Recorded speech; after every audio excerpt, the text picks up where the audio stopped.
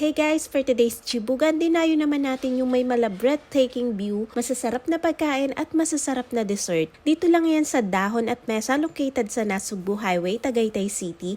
Eto na siguro yung magiging go-to place ko sa Tagaytay. Magandang klima, polite na mga service crew, ano pa bang hahanapin mo? Syempre, sinimulan ko agad sa mainit na sabaw. Bulalo Tagaytay is always the best. Mamula-mula yung karne ng beef, talagang fresh and tender. Eto naman yung budal for two na mapapalaban ka talaga. Actually, sa dami neto, kahit 4 to 6 packs magkakasya. Buttered shrimp na malalaki, matataba, manamis-namis yung lasa. At eto naman yung lechon belly na ewan ko lang kung makokontrol mo pa yung kain mo. May crispy chicken na sakto lang din yung lasa. May lumpiang Shanghai na siksik-liglig ang loob at ang crunchy ng wrapper. Syempre, hindi mawawala yung crispy tawilis na natuwa talaga ako kasi malaman. May fried tilapia, may kasama ng veggies na mapapasarap palalo yung kain mo. Okra, talbos ng kamote, talong with alamang, and dessert of the day na leche plan na hindi ko tinigilan. Crispy pata kare-kare. Yes, kung hindi ka makapili between kare-kare and crispy pata, eto na in one. Crispy nung balat at ang tender nung laman.